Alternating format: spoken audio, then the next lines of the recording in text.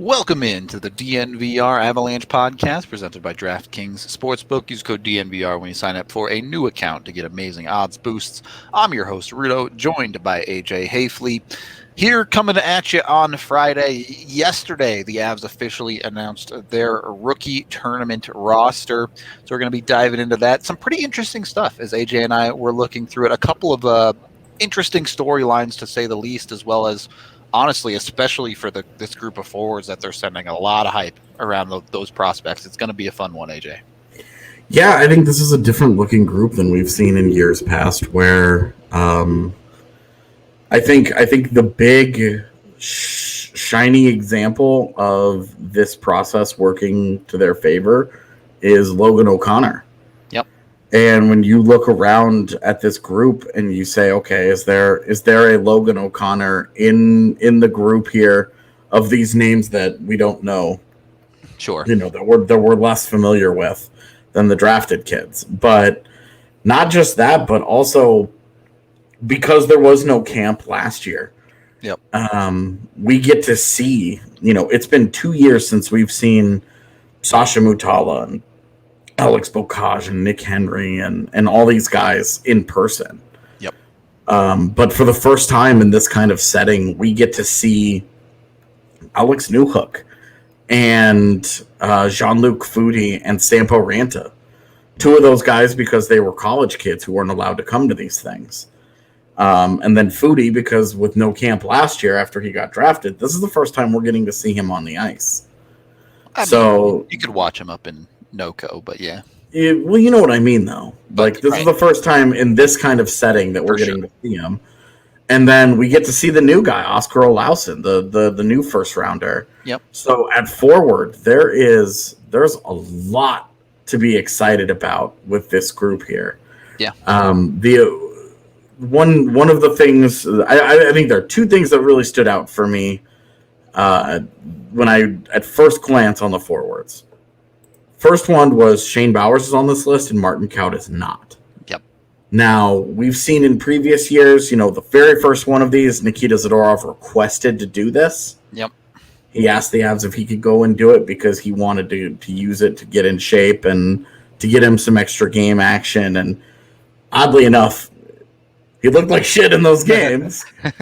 And it was obvious, like he was using it as a tune-up, right? Yeah. But it was super not an encouraging performance from him, and it was good. Like, hindsight, we talk about it now. It's funny. At the time, we were like, this is concerning. Yeah. So, before I make too big of a deal of Shane Bowers going, I will say that it is possible he requested to go. But Martin Kaut, if outside of that, Kaut not being on it and Bowers being on it feels like a bad sign for Bowers. Yep. Well, I think it feels like a good sign for Kaut, too. Both sides of it. Agreed. Because it's like they're viewing Kaut as beyond that. Yep. And assuming Bowers did not request to go, because we don't know that. Right. If he did request to go, then this entire point is moot. He requested to go. They said yes. It only gets him in front of the coaches a little bit more. Yep. But if this was just the lineup they made, Bowers is on it and Kaut isn't. Yeah. Bowers isn't getting any closer to that NHL roster, is he? It's still looking like an uphill battle for him. The other thing that jumped out at me, though, is that a guy that we've talked about all offseason as a possible forward for the NHL team, the Swedish import in Andreas Wingerli, listed as a left wing. And this was a guy who was listed all over the place as a guy who could play all three forward spots. Yep. And it was especially curious to me if they were going to give him a look at center because the organization's center depth has gotten so light in the last couple of years. I was curious. Now, he could still play center just because he's listed as left wing. But I thought it was interesting. I mean, that's another question in itself. First of all, excited to see Wingerli in North America. Should be interesting. He is going to be a little bit older than a lot of people at this tournament, but still is going to get his first taste of North American hockey. But also, when you look at the centers, you have Bowers, You have Foodie. Is Newhook going to play center at this tournament? There are some significant questions about who on this roster is going to end up playing center compared to wing. Yeah, and I think the smart alignment would be Bowers, Newhook, and Foodie down the middle. Yep. Now the obvious temptation is to move one of those guys to wing and play them together. Sure. Especially Bowers and Newhook, where you're like, okay, let's see. Just let these dudes go off, yeah. Yeah, but I think both of them, their value goes up so much if they're both at center that just giving them a look there. The only other listed centers here are guys we've not heard of, and Ryan Hofer, Jack O'Brien, and Callahan Burke. Which we'll get to them in a little bit. Yeah, and Callahan Burke is actually on an AHL deal, so that's a dude that could easily be an Eagle regular this year. Mm-hmm. Whereas the other guys are just on ATOs. But, I mean, I think that's...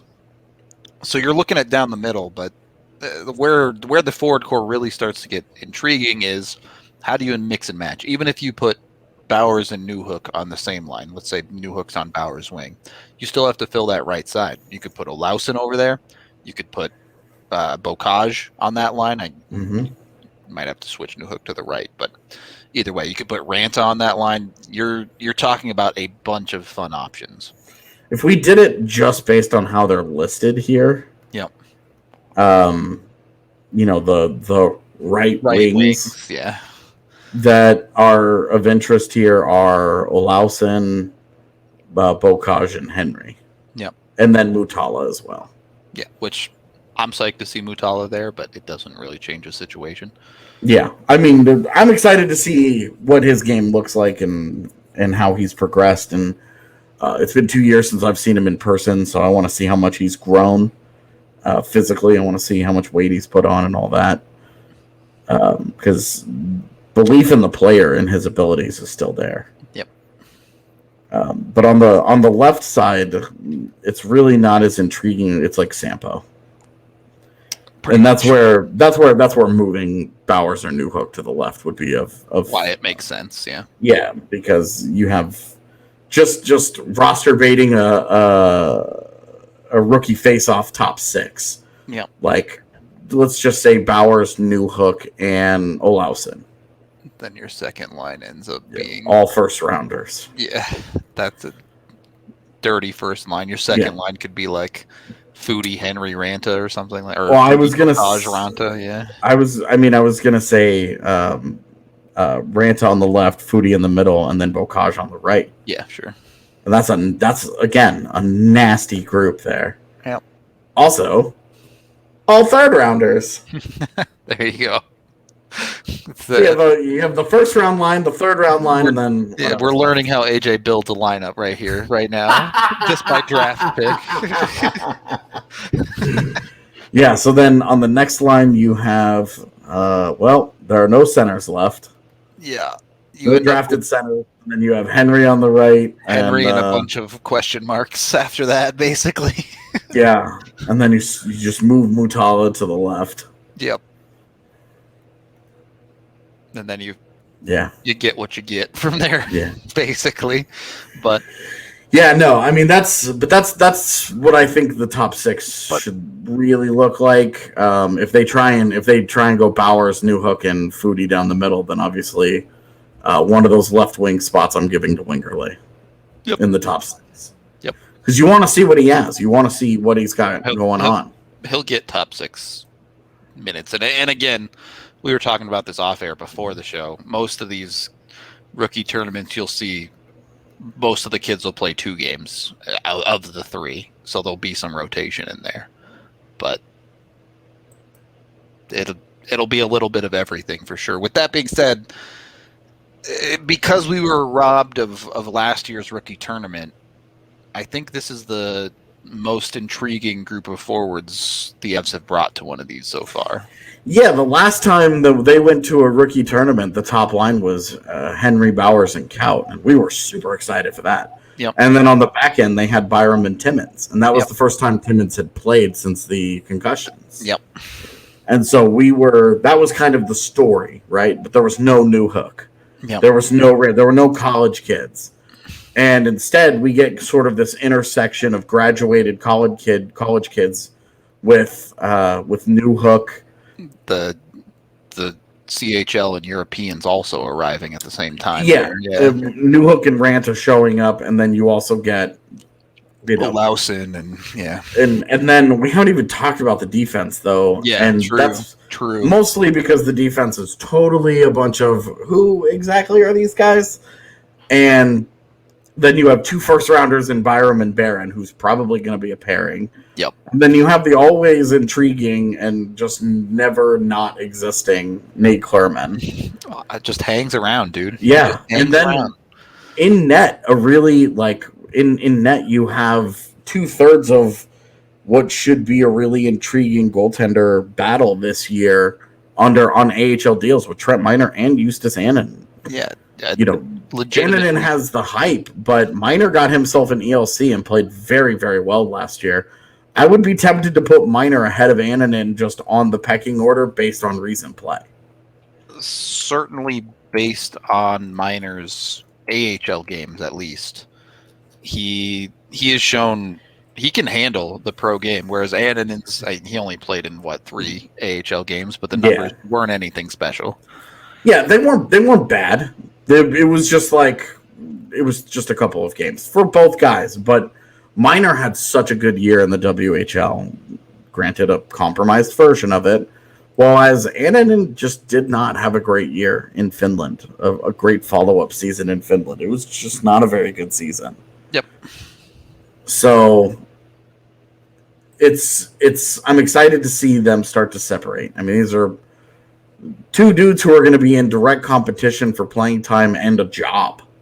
Realistically, there's a good chance they're fighting for the starting job in the ECHL at the start of the year. To start the year, I think that makes the most sense. But the one who gets the inside track is the one that's going to end up getting the promotion to the AHL when the time comes. Exactly, and it's not just an injury to either Jonas Johansson or Hunter Miska or poor play. It's something happens to one of the NHL guys. And everyone gets promoted. Yeah. Yeah, and you have a Darcy Kemper with a recent injury history. You have Pavel Francouz with the recent injury history. Yep. So this is not an unimportant first step in the goaltending hierarchy battle that will be going on all season long. For sure. You want to see these guys and you want to see them both pitch shutouts. And no offense to Peyton Jones, but the only people going to see Peyton Jones are related to him. Some of his old college buddies. Hoping to be related to him. There you go. Now if he's got a girlfriend that wants to go and see him or something. The Puck Bunnies are out in force in Arizona? I'm not even, just because you date a hockey player doesn't mean you're a Puck Bunny, bro. Come on. Fair enough. It just means you found a cute boy who you like and you want to do boy-girl things with. I mean, you gotta have a little bit of Puck Bunny if you're dating a goalie, though. I was gonna say it takes a special kind to date a goalie, though. Absolutely agree. Okay, before we go down a path we probably shouldn't, we are brought to you all by the Ball Corporation. You can get yourself a little bit of extra money, a good job to work at. They pay a living wage. They do have benefits. And also, I think the most important and coolest thing about their job opportunity is if you have holes in your resume, they will help you pay for classes or lessons to get your whole resume filled out, fleshed out, get you the knowledge that you need to move forward in your career. So be sure to check out the Ball Corporation. You can text GOLDEN to 77222 or go to jobs.ball.com to get your application today. They're currently hiring in the Golden plant, as you may have guessed, and they do a bunch of awesome stuff beyond just making aluminum cans, too. They do things like work in the aerospace industry. They monitor resources here on Earth. Bunch of awesome stuff. So if you haven't checked out Ball yet, now is the time to do it. Go see them. And once you get the job, once you have a little bit of spending cash, fire yourself up a DraftKings Sportsbook account. Put a little bit of money in. You put $5 in, and then you bet one of those dollars on a Week 1 NFL game, DraftKings will give you $200 in free bets.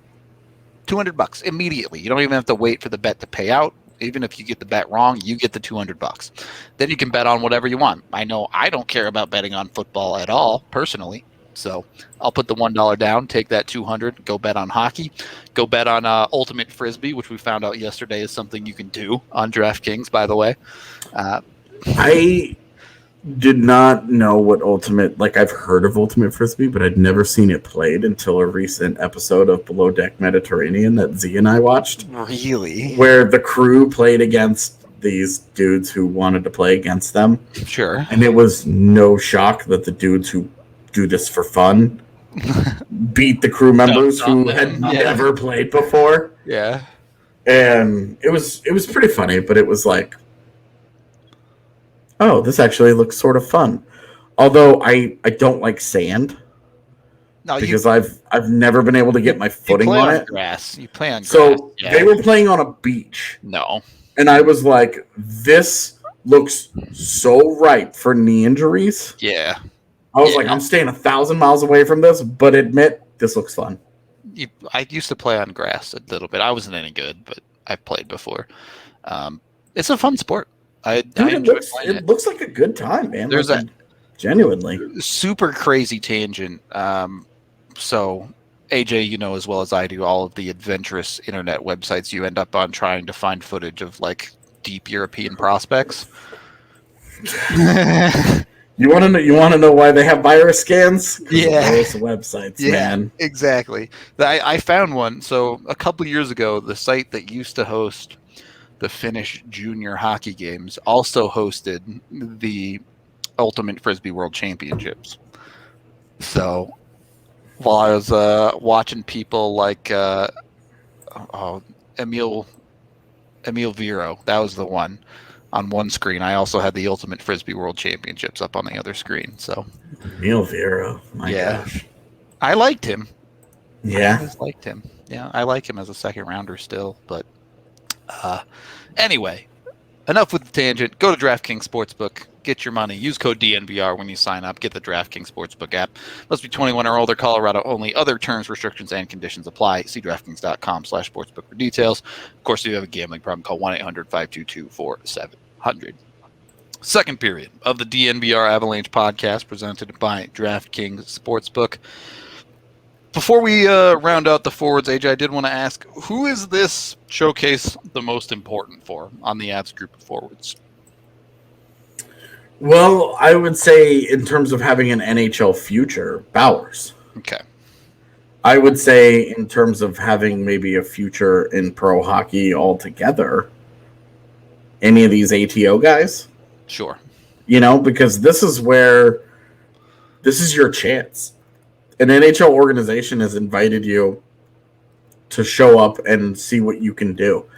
They're going to have a 3-day on-ice dev camp in Denver before this to get a look at some of these guys and some intriguing talent here among the guys that that aren't drafted and aren't big names and aren't guys that you're really thinking. I mean, when these guys get invited to stuff, you don't ever really think that you have the next Mark Stone on your hands or whatever. The next Tyler Johnson, I guess, is a better example. Logan O'Connor's out of it.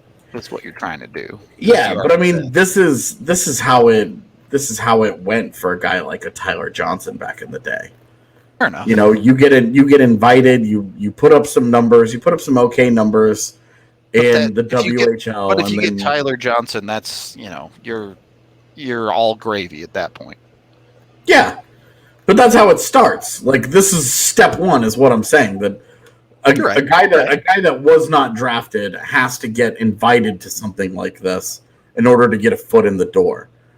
So it's really important. All the guys that you've never heard of that have asterisks next to their name on the roster because they're on ETOs. They got to start somewhere. This is huge for them. This is potentially pro career, or you're going to Canadian uni. Yeah. Well, you know what? That is an interesting conversation, though, because there is something a little bit different about this group. A lot of these ATOs this year for the Avs are quite a bit younger than we've seen in the past. A lot of them we've seen, they've gone with guys who are either getting ready for an overage season in the CHL or they were already beyond that point and had finished their junior careers and were getting ready for ECHL or, again, to go to uni, or they were getting ready for European careers or whatever. They had finished in juniors is what I'm saying. They were older. They were 22. They were 23 years old. And as you and I were going through this list, we kept being like, wow, this guy's 19. This guy's 18. There's a 17-year-old in here. Yeah. That does not turn 18 until the first day of their camp beforehand. Of the camp, yeah. And I mean, you look at a guy, you look at like Jack O'Brien. He turned 18 in May and went through. He's from Denver, by the way, and that's the intriguing thing here is that he had one full year in the WHL, put up some decent numbers with Portland. Played this last year in the USHL and then a little bit for Portland in the WHL bubble. Yep.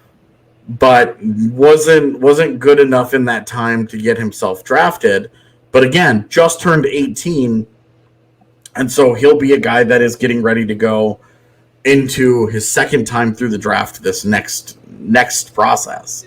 This is not like a physically mature over a group of overage guys who you're like, okay, they're done. A lot of these guys are still going through draft processes. Right. It's the type of guy where he puts a solid WHL season together in this coming year. All of a sudden you take a 6th round flyer on him or something because you have a little bit of that inside information on who he is as a player. Absolutely. You look at him, if he has, say he goes, just using Jack O'Brien as the example here, he's 6 foot, 154 pounds. So he's got a bad frame here. He needs a lot of weight to put on him. He's probably going to need 20 or 30 pounds if he's going to make it in pro hockey of any level. Just realistic, yeah. You're even in the ECHL, you're not succeeding as a 154-pound guy. Dudes are just going to run you over, yep. Yeah, especially that league still, which is still very much a breeding ground for the enforcer types. Yeah. So, that's a dude, he's got to put on a lot of weight, but if he has a good showcase here at this rookie face-off, he puts himself on a draft list for the Avs, and they'll follow him all year, kind of keep his name in their back pocket. They only have late-round draft picks available to them in next year's draft. Yep. So come 6th or 7th round, instead of doing a solid and taking another brother just because you can, this is where a guy like Jack O'Brien puts himself on the NHL's radar. Yep. Now, this is where it can start for him, where it actually he has to go and have a good year in the WHL. Of course. But this is step one to a good season that gets him drafted. Yep. And then you go from there. Maybe that turns in because he'd be a second time entry into the draft. It would be the Avs would probably have to give him an AHL contract because they don't know how to handle that situation. But, point is that these are guys with at least some sort of potential that you're still trying to see what they have. Well, and this is beyond the Avalanche. This is a rookie showcase where these teams go and they get 5 teams to see what they can do at the tournament. So even if it's not the Avalanche that bite on that hook, if there's a handful of other teams from California, Arizona that can, and Vegas, I suppose, that can see something they like out of him maybe and put a pin in him to see what he does this year. Yeah, I mean, it's a good point that you have 6 organizations worth of decision makers that are there, because you know who goes to these things? The entire front office. The whole scouting squad too, yeah. The whole front office rolls on over there. Yep. Amateur scouts, pro scouts, the head coaches, coaching staffs, the GMs, the AGMs. The whole gang goes to this stuff, and that's an opportunity for these guys to put themselves on the radar for 6 different NHL teams. It's still 26 other teams out there, but that's a pretty good. That's good chunk of teams right there. Yeah, that's not nothing. You're trying to get in front of one team to give you a bite. I mean, go look at. You don't have to look far. Go look a couple years ago at Kakov, who ended up in San Jose. Yes, he did. That was an interesting situation. That was a very interesting situation. So, for anybody that may not remember, Vladislav Kakov was an interesting draft prospect. Yep. Did not get drafted after his 18-year-old season, his first draft eligible year, I'll say. Yep. Did not get drafted. Went to Colorado's dev camp. Yep. The Avs chose not to give him a contract. Went to San Jose's dev camp the next week. San Jose gave him an ELC. Yep. And he did not have to go through the draft process again. Got an ELC. Has been sitting on that ELC. Has been sitting on that for the last 2 years as he played his last 2 years in the queue. And now is getting ready for his first pro season in the AHL with the Barracuda. Likely be an AHLer full time this year. Yeah. So that's the other thing, right? Like we were talking about these guys going through the draft. Well, if they like one of these guys that much, just sign them. Yeah. You could just give that guy a deal and just say, okay, well, this guy really impressed us. Who stands out? And you and I tried to go through these and pick a couple of guys who were of interest going into this. Yep. We each have a guy that we are gonna say, hey, keep an eye on him. Yeah, maybe this is a guy that they really like that could make some sense here. Yep. It's it should be an interesting one. I think you picked O'Brien, right? I did. So yeah, we've already talked about O'Brien a little bit. I guess that's a good segue into the defensive conversation then. Obviously, look, it doesn't really matter what Byram does at this tournament, if we're being honest. It's going to be fun to see him play, but you have to pretty much think that guy has a roster spot on lock with the Avs regardless, right? I know.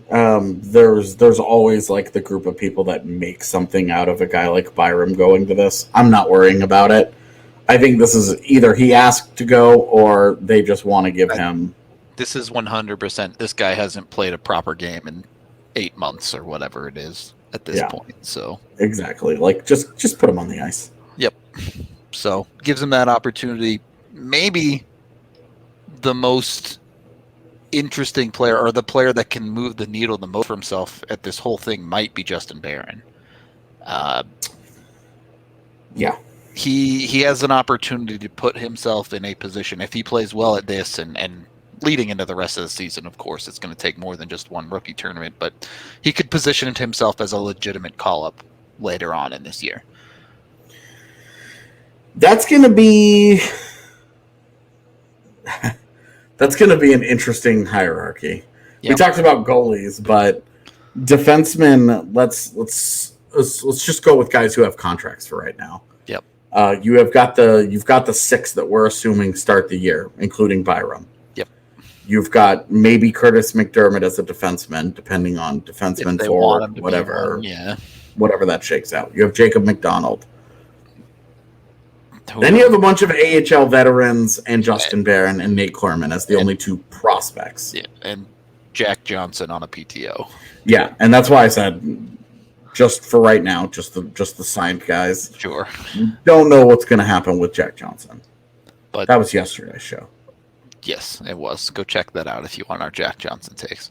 Yeah, the of the guys signed,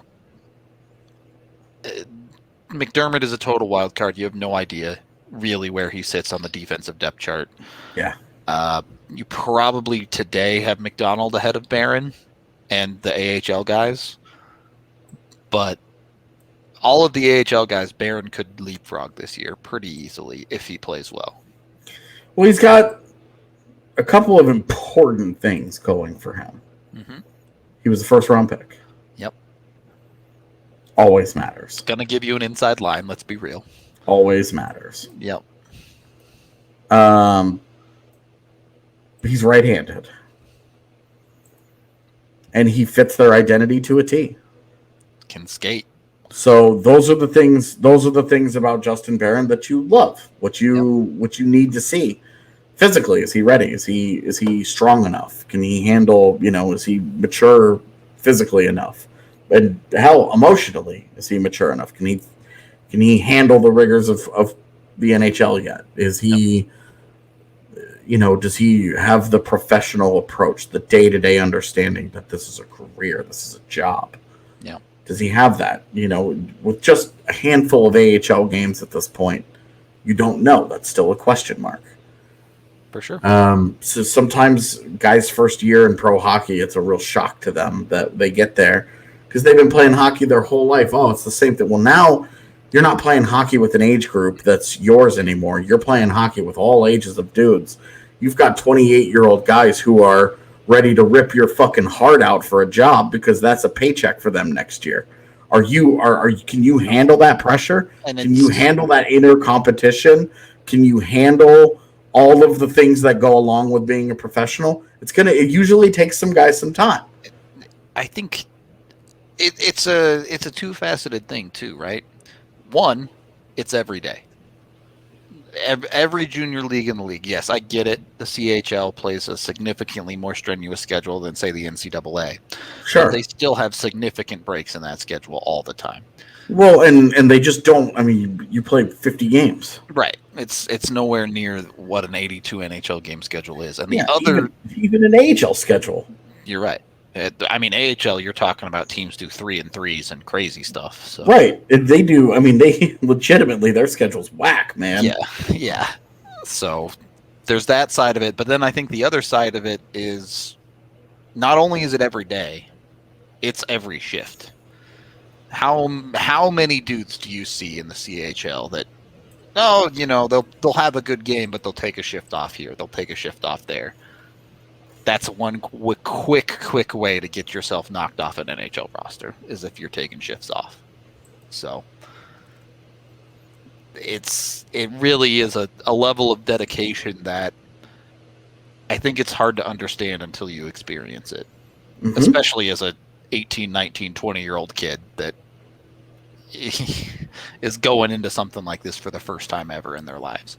Yeah, absolutely. It's an underrated part of it that we don't talk about. Oh, these guys will be fine. They'll slide in and some guys handle it just fine. You look at Mikko Rantanen in San Antonio. He'd been playing professional hockey in Finland for years. Yep. He had been, for years. He'd been part of a pro system for years. Since he was 16, yeah. So he was comfortable in that environment. He showed up in San Antonio and knew what to do. He was good. JT Compher showed up as a guy who had gone through 3 years of college. Yep. So he was a little bit older, but still right in that age range where it was like 50 games. It was obvious he was done. Yep. With the AHL, it was obvious. Okay, this is finished. As a recent first round pick, and I think he's still just 19. Justin Barron still has everything to prove. Yep. And so this is kind of like what we were talking about with the the other guys who need this in order, the Jack O'Briens who need this to launch their careers in pro hockey and all, their aspiration for any kind of a pro career. This could be an important first stepping stone for Justin Barron to put himself, to leapfrog into, okay, he has a good dev camp. Now he has a good rookie face-off. All right, what happens after that? NHL training camp. He's going to be skating on the same ice as a Stanley Cup. A team with Stanley Cup aspirations is how I want to word that. One of the one of the best teams in the NHL. Right, like even if you're the haterist of haters, an upper echelon NHL team. Like an upper crust NHL team, even if you have them at like the 9th best team or whatever. Sure. Which, whatever, fine. But still, like, this is, I'm saying, this is not the Arizona Coyotes or Buffalo Sabres he's going to be on the ice with. This is going to be an actual quality NHL team that he gets on the ice with. And then he's got to, how does he do? If he has a poor showing at the rookie faceoff, you're off on the wrong foot. Yep. Coaches, evaluators, everybody saw that. Yep. So now you're behind. Now you're trying to play catch up here, trying to erase that out of their memory. But if you have a good showing, you're trying to build from that. You string together good showings. Okay, he has a good training camp. They can do like what they did with Timmins multiple times. He can be the last cut, stay the whole preseason, play 4 or 5 preseason games, get him in there, see how he does, and as long as he keeps showing well and forcing his hand, you just keep rewarding him.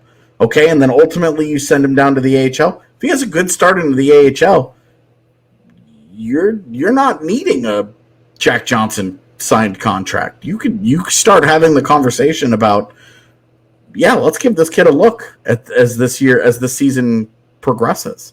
You give Justin Barron a real look. It all starts with this.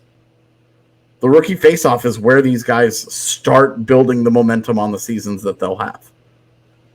It doesn't mean that if you have a bad rookie faceoff, you're gonna have a bad season. It just means that you have to turn it around. This is the beginning, though. This is that first step.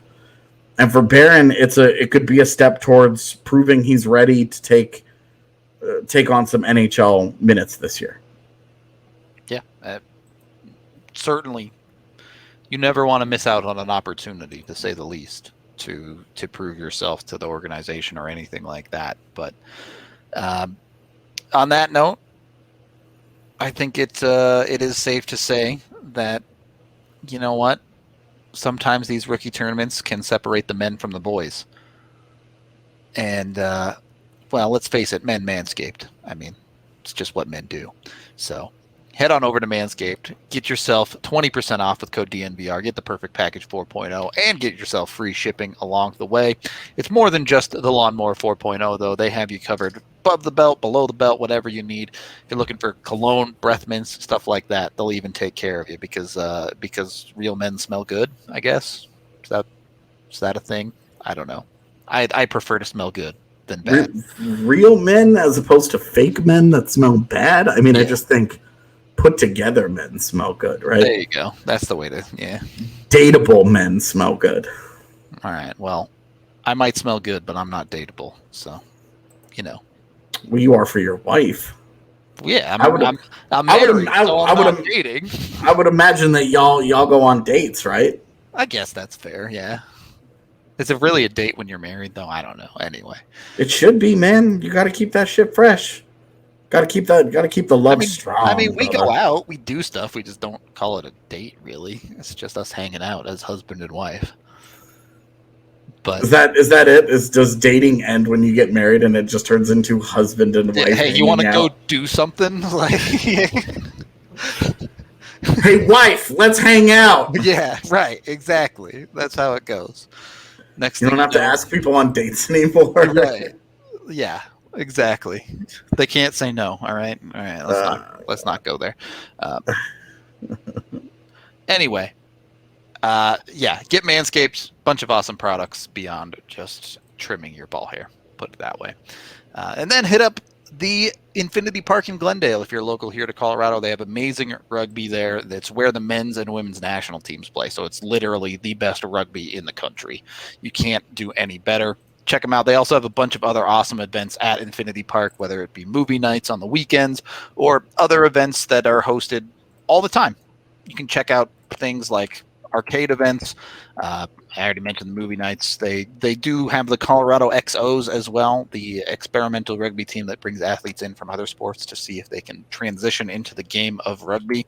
So it's a badass concept. It really is dope. Like, and football does this too, where they'll bring rugby players into football and they turn them into like punt returners all the time. Yeah. I'm surprised that other sports don't try and do this more often, where they like turn athletes that were like played other sports at a high level into their sport. But depends on the skills and the sports involved. But yeah, I think it's a really cool thing because rugby is like, it's such a physical sport that it requires just first and foremost, a great athlete. Yeah, that's true. Yeah. So maybe a little bit. I get what you're saying for sure. But either way, you can check them out. Head on down to Infinity Park at Glendale. Their movie things come on the weekends again. You can hit them up at Infinity Park at Glendale. Wait, hang on. What's the website? I've lost the website. I don't know what the website is. I'm failing this ad read. Anyway, infinitypark@glendale.com. There we go. I found it. It's not that complicated. Go to the website, see what events are coming up. Kids get in for free if they're under 12, and you can get tickets for just $5 sometimes on discount nights. So check them out. Go have a good time with the family. All right. Third period of the DNVR Avalanche podcast presented by DraftKings Sportsbook. All right. Getting into the rest of this lineup, you do have Nate Clurman as well on the defensive side. A dude that continues to just hang around the organization, trying to make a name for himself. Look, he got an ELC with a year left of college, so the team was clearly interested in him, yeah. Pleased with his development. And he's a guy that the couple of times that I've gotten to see him in person, I've always really liked. There you go. So, Scout AJ says, thumbs up to Nathan Clurman on this one. Well, it's not so he's an interest. Like you look at, we tend to break defensemen into three groups, right? Sure. Offensive, defensive, and two-way. Yep.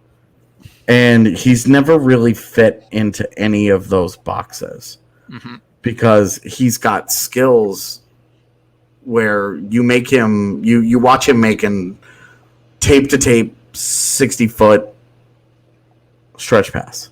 Yep. And you're like, oh my God, he could be an offensive defenseman. And then you'll watch him with a perfect gap, seal off a puck carrier, poke it away, rub him out of the play, and start a transition the other way. And you're like, oh my God, he's a defensive defenseman. And then you'll see him in the same game, and you'll go, oh my God, he's a two-way guy. And then you won't see any of those things for 3 games. Yeah, it's a lack of consistency for sure. And you're just like, what the hell?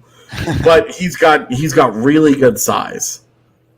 And he's right-handed, which we always talk about is just an advantage. To be a right-handed defenseman is an advantage because teams are desperate for them. They will put up with more warts on a right-handed defenseman than a lefty because they can go and find 4 left-handed defensemen for every right-handed. Yep.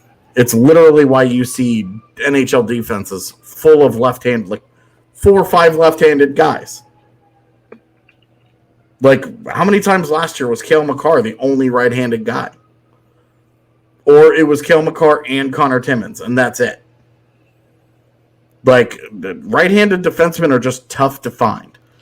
So when you have a guy like Clurman, like that's what you're getting. You're giving him a longer leash because he's right-handed, and not just because of that, but it does give him that little extra. But because he's done well at every level, he hasn't been spectacular at any level. He's just good and solid, and the coaches have trusted him. Always, at every level. And there's something to be said about a guy like that. Certainly.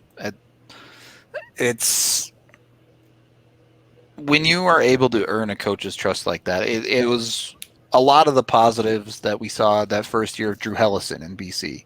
Now, Hellerson, I think, has shown a little bit more consistency to his skill side of his game, both defensively and offensively than Clurman, but it's that same type of role that you're looking at for Clurman where you get him into pro hockey, you get him working on his consistency, and if it starts to show up, if you start to get that quality play every single night out of him, all of a sudden you might have something there. So it's the type of guy to take a chance on in that regard, I guess. Yeah, he's an interesting guy, and like he's never going to put up eye-popping numbers for you. He had, 20 career points at Notre Dame? It's not a lot, yeah. He didn't score a goal his first 2 years. Yep. Before the onslaught of goals where he scored 4 last year. And didn't have any points with the Eagles last year. So this is not a guy that's going to put up a lot of numbers for you. And if he does make the NHL, 10 points, Great. And they'll be Ian Cole points. Yeah, totally. It's where he just makes a pass to a guy who happens to do something awesome, and he gets a secondary assist, and you're like, okay, cool. There's a lot of. You understand what his ceiling is, right? Like, yeah. You know what he's going to be if he ever does make it to the NHL, but you have to give chances, give opportunities to those guys, because that's how you build out your depth. Something we've talked about for years and years and years is how much the Avs struggle to get role players out of their prospects. Yeah. And Clurman is absolutely one of those guys that could become a role player if you get the right development, if he improves, if you get a little bit lucky. Yep. So it's the type of guy you want to give an opportunity to like this to prove himself a little bit. Mm-hmm. The rest of the defense is a bunch of outside of the organization guys for the most part. I guess Miles Gendron, who's on an AHL deal, but who we saw with the Eagles a little bit last year and was a guy on an AHL deal. Exactly. But a couple of other guys, prospects as well. My person to watch on the defensive side is Graham Sword. 2 years ago, had a decent year with the Spokane Chiefs in the WHL. This, by the way, that was as a 16-year-old, I should say. This last year, he was 17, turns 18 on September 12th. Not even 18 yet. So still has a lot of junior career ahead of him, to say the least. He's a solid defenseman. He's 6'2", could put on some weight. He's only 175, but you expect that to fill out as he ages, of course. Has a little bit of the things you like to see out of an Avs player. He's a good skater, strong on the defensive side, probably a defensive first guy. You're not going to get a ton of offense out of him, but still I think a guy that could fit into the Avs system in that regard pretty well.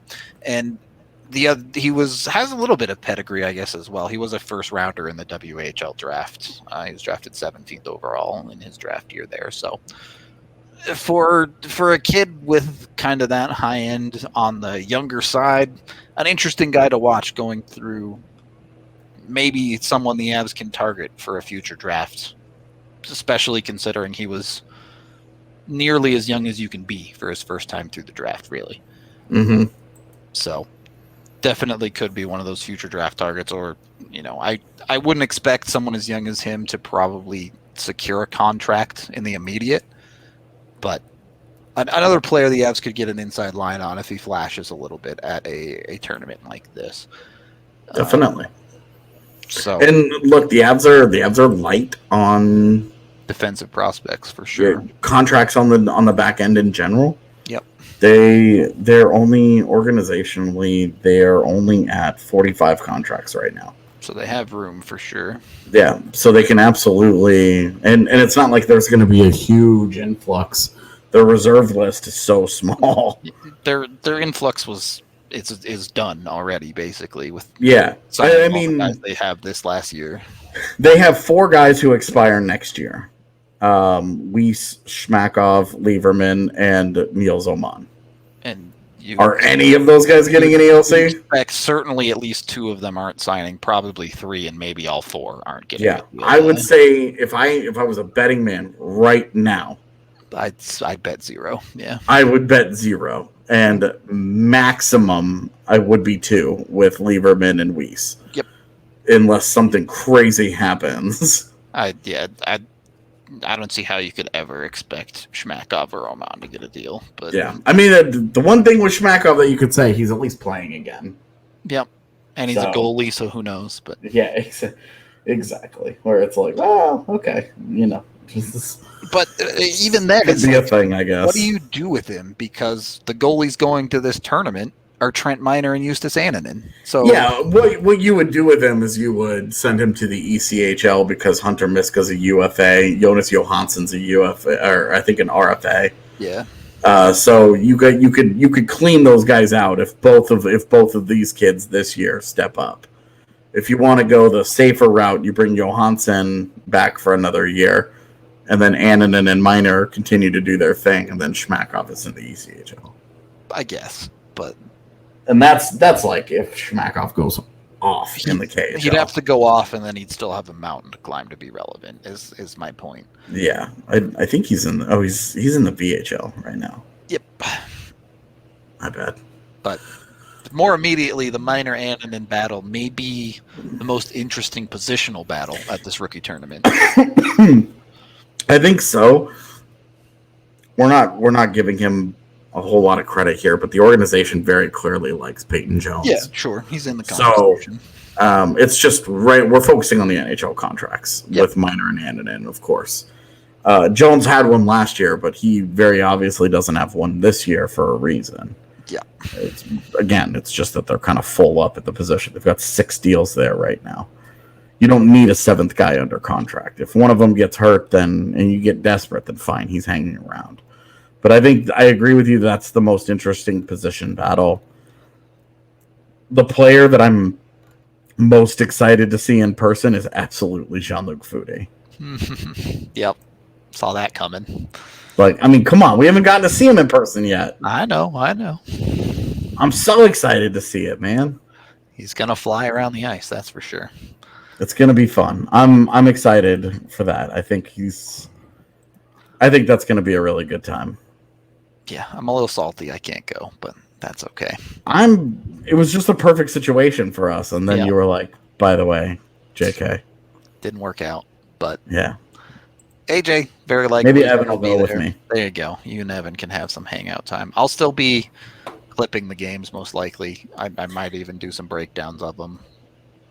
I'll find the time, but can't go. They will be. They're not like televised, but they will be streamed on the Avs website. Yep, just like the last one. If you were around for that. So I know a couple of people have already thrown that question out there, so I just want to clarify it. If you're checking the Avs actual website, that's where it'll stream directly through it for free. Yep, which is a great thing that they changed after the first one. This showcase has actually gotten a little bit better every year. Yep, that first year was rough. The first year, nobody knew what they were doing. Yeah. And it was a bunch of teams that hadn't really been involved in these things before, and now they are. Yep. Now every game's televised, streamed. They're available for consumption and not just like happening in a. We were lucky that it happened in a mystery box in Colorado. Yeah, could actually go to it at least. Yeah, we got to see it in person. I had I have so many like funny like stories from that first tournament where it was just. I can imagine the chaos. Yeah, it was obvious that nobody knew what was going on, and it was entertaining. It was funny to just kind of see them like feel their way through it. Yeah, I mean it's steadily been improving too. That the first year they televised it, I swear one of the cameras was just some dude with their phone like in the corner. Well, do you remember when you weren't working for us, but I know that you were watching it. Yeah, when it went down and everyone had to watch your Periscope. my Periscope from behind the glass when I was in Vegas. Yeah. Oh my god! And I had the worst running commentary ever because I was like. I specifically remember being like, somebody just got called for a penalty for something. Yeah. And then I just started laughing because I was like, great commentary, AJ. Well, there was that one, and then I remember you're like, all right, and he passed it to that dude who I don't know who that is. And then... because, you just couldn't see.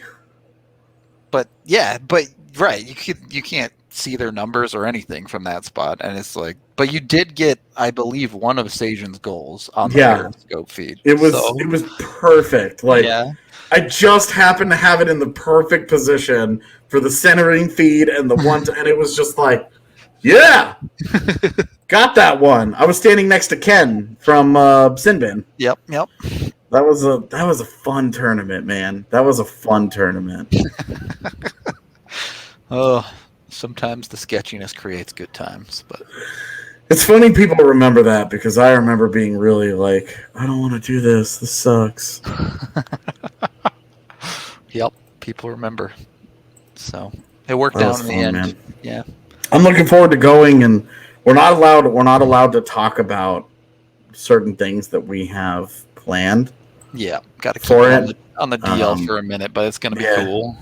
By next week, by the end of next week, we'll be able to talk about it. Next Friday, we'll be talking about it for sure. Yeah, we'll be able to talk about it, and you guys will get to be in on some big news happening. Yeah, some cool stuff. For Yeah. sure.